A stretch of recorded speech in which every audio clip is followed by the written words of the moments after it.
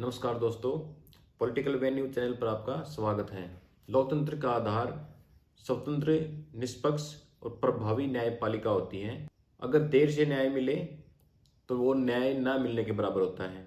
भारत के संविधान निर्माताओं ने भारत के लिए एक निष्पक्ष और प्रभावी न्यायपालिका की व्यवस्था की है। भारत की न्यायपालिका या भारत की न्याय व्यवस्था परंपरागत अवधारणा पर आधारित है। इसकी दो मान्यताएं हैं। नंबर एक, जिस व्यक्ति के साथ में कुछ गलत होता है या जो व्यक्ति पीड़ित है वो व्यक्ति और उसका वकील खुद इस न्यायालय के सामने पेश होते हैं और अपने लिए न्याय की मांग करते हैं। दूसरी मान्यता ये है कि हमारी न्याय व्यवस्था या न्यायपालिका विवाद से निष्पक्ष रहकर और दूसरा उसके साथ में जो उनका वैधानिक दायरा है उसमें रहकर ही काम करते हैं और कानूनी न्याय करते हैं। न्याय की यह व्यवस्था इस बात पर आधारित है कि आर्थिक और सामाजिक न्याय के लिए जनप्रतिनिधि संस्था संसद काम करती है और कानूनी न्याय के लिए न्यायपालिका काम करती है। उसका काम सिर्फ कानूनी न्याय करना ही है। अगर वो सामाजिक और आर्थिक क्षेत्र में हस्तक्षेप करेगी तो इसका मतलब उनका कार्यपालिका और विधानपालिका के क्षेत्र में हस्तक्षेप माना जाता है। लेकिन पिछले कुछ वर्षों से न्यायपालिका ने विधानपालिका और कार्यपालिका के क्षेत्र में हस्तक्षेप करना शुरू कर दिया है, जिसको कि जो राजनीतिज्ञ हैं, जो नेता हैं या जो कानून के जानकार हैं वो इसे न्याय की सक्रियता का नाम देते हैं। न्यायिक सक्रियता या जुडिशियल एक्टिविज्म। यद्यपि न्यायिक सक्रियता शब्द का सबसे पहला प्रयोग लेखक स्लेसिंगर जूनियर के द्वारा द सुप्रीम कोर्ट 1947 में किया गया था अपने लेख में, और इसका जो ये लेख था इनका ये 1947 में ये फॉर्च्यून पत्रिका में भी छपा था। सन 1803 में अमेरिका के एक न्यायाधीश मार्शल ने एक महत्वपूर्ण एक केस के अंदर न्यायिक समीक्षा अवधारणा को जन्म दिया था और उसके बाद में न्यायिक समीक्षा की जो अवधारणा थी उसी से एक आंदोलन जन्मा और जिसे कि न्यायिक सक्रियता कहा गया। न्यायपालिका का मुख्य कार्य न्यायपालिका के सामने लाए गए विवादों पर का निर्णय करना होता है। ये निर्णय देश के संविधान और कानूनों के अनुसार एक निश्चित प्रक्रिया के द्वारा किए जाते हैं। इसे न्यायिक क्रिया भी कहा जाता है। परंतु जब न्यायपालिका कार्यपालिका और विधानपालिका के कार्य क्षेत्र में हस्तक्षेप करती है तो उसे न्यायिक क्रिया न कहकर न्यायिक सक्रियता कहा जाता है, जो कि उसका कार्य नहीं था, लेकिन वो अपना दायित्व और ज्यादा निभाने की कोशिश करती है सामाजिक, आर्थिक और राजनीतिक न्याय करने के लिए। भारत में न्यायिक सक्रियता की शुरुआत 1986 में न्यायाधीश पी.एन. भगवती के द्वारा की गई थी। अब हम देखते हैं कि न्यायिक सक्रियता की आवश्यकता क्यों हुई। जैसा कि हम जानते हैं कि सरकार के 3 अंग होते हैं, विधानपालिका, कार्यपालिका और न्यायपालिका। सरकार के तीनों अंग जब मिलकर कार्य करते हैं तभी कुशल शासन संभव होता है। लेकिन जब विधानपालिका या कार्यपालिका जब अपने जो कर्तव्य है उसको अच्छी तरह नहीं निभाती है तो कानून का शासन स्थापित करना या कानून का शासन अच्छी तरह चलाना मुश्किल हो जाता है। राजनीतिज्ञों, नेताओं और नौकरशाही के द्वारा अपने जो उसकी शक्ति है उसका गलत प्रयोग किया जाता है, लेकिन उनके खिलाफ में कोई कार्रवाई नहीं होती है, तो इस तरह से एक जंगल राज पैदा हो जाता है। जो शासन है वो उसमें अव्यवस्था फैल जाती है। तब न्यायपालिका को अपने अधिकारों से ज्यादा कार्यपालिका और विधानपालिका के जो अधिकार हैं उनका अतिक्रमण करना पड़ता है और जनहित के लिए कार्य करना पड़ता है। इसे ही न्यायिक सक्रियता कहा जाता है या इसी कारण से न्यायिक सक्रियता की आवश्यकता हुई है। सुभाष कश्यप जी एक अच्छे विचारक हैं और उन्होंने न्यायिक सक्रियता की आवश्यकता क्यों हुई इसे कुछ कारण बताए हैं। तो सबसे पहला उनका कारण उन्होंने बताया है कि जब किसी एक दल को बहुमत नहीं मिलता है लोकसभा के अंदर तो त्रिशंकु सरकार बनती है और उसमें जो उनका जो नेता होता है उस पर विभिन्न दलों का विभिन्न प्रकार का दबाव बना रहता है, जिसमें कि वो अच्छी तरह कार्य नहीं कर पाता और उस पर कई अनुचित कार्य करने का भी दबाव होता है, जिसके कारण लोगों के अधिकार, आर्थिक अधिकार, सामाजिक अधिकार, कानूनी अधिकार जैसे भी हैं उन पर खतरा मंडराने लगता है और इसलिए न्यायपालिका को आगे आकर उनका अधिकारों की रक्षा करनी पड़ती है। दूसरे शब्दों में हम ये कह सकते हैं कि जब कोई सरकार इतनी कमजोर होती है कि वो कोई ठोस निर्णय लेने के हालत में नहीं होती है, तब वो अपनी सरकार बचाने के लिए जो उनका जो कार्य उनको करना चाहिए था उस कार्य को न्यायालय के थ्रू करवाना चाहती है, करवाने के लिए उसमें अपील दायर कर देती है, जिससे कि न्यायपालिका को उस पर निर्णय देना पड़ता है और सरकार अपनी स्थिति को संभाल लेती है। इसके साथ ही एक कारण और भी है, और सबसे महत्वपूर्ण जिसको हम मान सकते हैं कि एक है PIL, पब्लिक इंटरेस्ट लिटिगेशन, जिसको कि हिंदी में जनहित याचिका कहा जाता है। ये एक रोमन न्यायशास्त्र से जन्म हुआ इस अवधारणा का, जिसका अर्थ है जनहित के लिए की गई मुकदमेबाजी। और अगर हम अपने भारत के परिप्रेक्ष्य में देखें तो हमारे यहाँ के न्यायमूर्ति कृष्ण अय्यर और PN भगवती जी ने ये इस सिद्धांत का प्रतिपादन किया था। उन्होंने ये कहा था कि जब भी कोई सार्वजनिक हित का कोई मामला आएगा, जनहित का कोई मामला आएगा, उसमें यह नहीं देखा जाएगा कि जो दुख और कष्ट सहने वाला व्यक्ति है वो खुद न्यायपालिका के द्वार पर आया है या कोई उसके लिए कोई और अन्य व्यक्ति आया है। अभिप्राय यह है कि उस विवाद को या उस केस को कोई भी जनहितैषी संगठन या कोई जनहितैषी व्यक्ति न्यायपालिका के अंदर याचिका उसके लिए डाल सकता है। दूसरे शब्दों में कहें तो गरीब, अनपढ़, वस्ताए गए लोगों के लिए दूसरे जो जनहितैषी व्यक्ति हैं वे न्याय की गुहार कर सकते हैं और उनकी मदद कर सकते हैं। आवश्यकता के बाद में हम देखते हैं न्यायिक सक्रियता की क्रियाशीलता के साधन। इसमें 5 साधन बताए गए हैं। इन 5 साधनों के द्वारा न्यायपालिका अपनी न्यायिक सक्रियता या अपने न्याय के अधिकार को यूज करती है।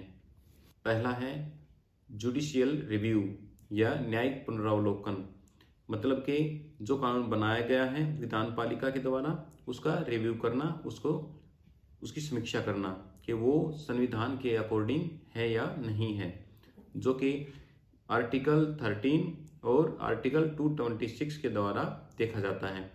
इन आर्टिकल्स के अकॉर्डिंग अगर विधान पालिका या कार्यपालिका अगर कोई ऐसा कानून बनाती है जो कि संविधान की धाराओं के और कानून के अगेंस्ट में है तो उसे न्यायपालिका रद्द कर सकती है। आर्टिकल 368 के अंदर ये प्रोविजन किया गया है कि संसद पूरे संविधान में कहीं भी संशोधन कर सकती है। बहुत ही महत्वपूर्ण एक केस हुआ था, केशवानंद भारती बनाम भारत संघ 1973 में। उसमें भी ये कहा गया था कि 368 आर्टिकल के अकॉर्डिंग संशोधन करना संसद की असीमित शक्ति है, जिसमें जो कि उसका वो यूज कर सकती है, लेकिन यह उसको देखना होगा कि जो संविधान का बेसिक स्ट्रक्चर है या मूल अवधारणा है उसको वो चेंज नहीं कर सकती। बेसिक स्ट्रक्चर के बारे में यह पूछा गया कि बेसिक स्ट्रक्चर का हिस्सा कौन सा है, तो इसके लिए न्यायपालिका ने यह कहा था कि बेसिक स्ट्रक्चर अभी एकदम बताने वाली चीज नहीं है। जब जब भी कोई ऐसा केस आएगा तो न्यायपालिका ही डिसाइड करेगी कि वो बेसिक स्ट्रक्चर का हिस्सा है या नहीं है। सेकंड नंबर पे आता है कि मौलिक अधिकारों की व्याख्या करना। जब जब कभी भी ऐसी जरूरत पड़ी है कि मौलिक अधिकारों के बारे में कोई व्याख्या करनी पड़ी है तो न्यायपालिका ने व्याख्या बहुत ही अच्छी तरीके से की है, जिससे कि कुछ नए अधिकार भी हमारे निकल कर आए हैं। जैसे जीवन के अधिकार के अंदर ही नींद का अधिकार भी है और उसके साथ में ही निजता का अधिकार भी निकला है और एक नया अधिकार शिक्षा का अधिकार भी शामिल किया गया है। इस प्रकार से हम कह सकते हैं कि न्यायपालिका जिस तरह से मौलिक अधिकारों की व्याख्या करती है तो उसके हिसाब से वो अपने अधिकारों का चित्र यूज कर पाती है और लोगों के अधिकारों की रक्षा कर पाती है। और तीसरा है कानून निर्माण। कानून निर्माण का सामान्यतः हम देखेंगे तो इसमें पता चलेगा कि जो कानून निर्माण का कार्य है विधान पालिका और कार्यपालिका का ही होता है, लेकिन जब कभी ऐसा लगता है कि जिस बारे में जिस विषय के ऊपर कभी कानून बना ही नहीं है, तो अगर ऐसा कोई केस न्यायपालिका के समक्ष आता है तो न्यायपालिका बहुत ही अच्छे सोच विचार कर उस विवाद या उस विषय के ऊपर एक अच्छा निर्णय देती है और जो कि कानून के रूप में यूज किया जाता है, जिसे न्यायाधीश के द्वारा बनाया गया कानून कहा जाता है।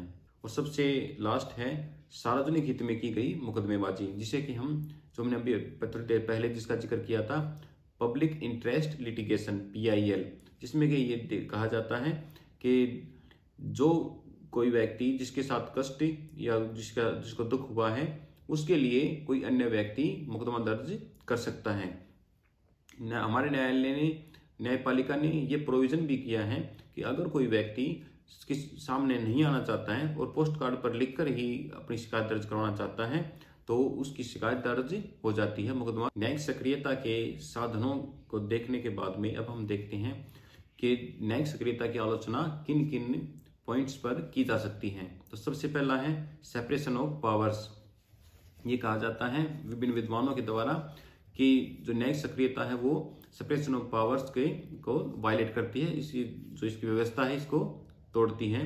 तो इसमें कैसे तोड़ती है कि जो कार्य अलग अलग विधान पालिका, कार्यपालिका और न्यायपालिका को सौंपे गए हैं, अगर न्यायपालिका अपने कार्यों को छोड़कर या अपने कार्यों को करते हुए भी विधान पालिका कार्य और कार्यपालिका के कार्य करती हैं तो वो दूसरे के कार्यों में हस्तक्षेप होता है, जो कि सही नहीं है। और अगला पॉइंट है उत्तरदायित्व के सिद्धांत के विरुद्ध, क्योंकि जो आपकी विधान पालिका है वो जनता के द्वारा चुनी हुई होती है और कार्यपालिका चुनी हुई होती है। तो इसमें क्या होता है कि जो विधान पालिका या कार्यपालिका जो कुछ कार्य करते हैं तो उन कार्यों के प्रति, उन कार्यों के लिए वो जनता के प्रति या लोकसभा के प्रति उत्तरदायी होते हैं और उन्हें दोबारा से जनता के सामने जाना होता है चुनाव लड़ने के लिए।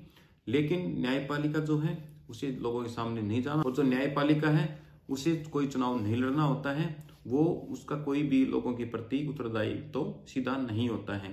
नेक्स्ट है अपने प्राथमिक कार्यों में बाधा। न्यायपालिका के जो प्राथमिक कार्य हैं जो कि विभिन्न केसों को सुलझाना, उनका निर्णय देना। न्यायपालिका जब अपने कार्यों के साथ में जब कार्यपालिका या विधान पालिका के कार्यों में हस्तक्षेप करती है तो उसके जो कार्य हैं, जो केसेस पेंडिंग पड़े हैं, ठीक है, उनका समय पर निर्णय नहीं हो पाता है। उसका जो कार्य है जो होना चाहिए था वो पेंडिंग रह जाता है, वो साल दर साल चलता रहता है और वो दूसरे कार्यपालिका और विधान पालिका कार्यों में हस्तक्षेप करती रहती है, जो कि ठीक नहीं है। अगला पॉइंट है न्यायिक सक्रियता से जनहित याचिकाओं का दुरुपयोग होना। बहुत से ऐसे व्यक्ति हैं जो कि झूठी लोकप्रियता के लिए न्यायालय के सामने बेवजह के विषय उठाते हैं, जिससे कि न्यायालय का समय खराब होता है। और लास्ट पॉइंट है न्यायिक सक्रियता से न्यायिक पालिका की निरंकुशता को बढ़ावा मिलना।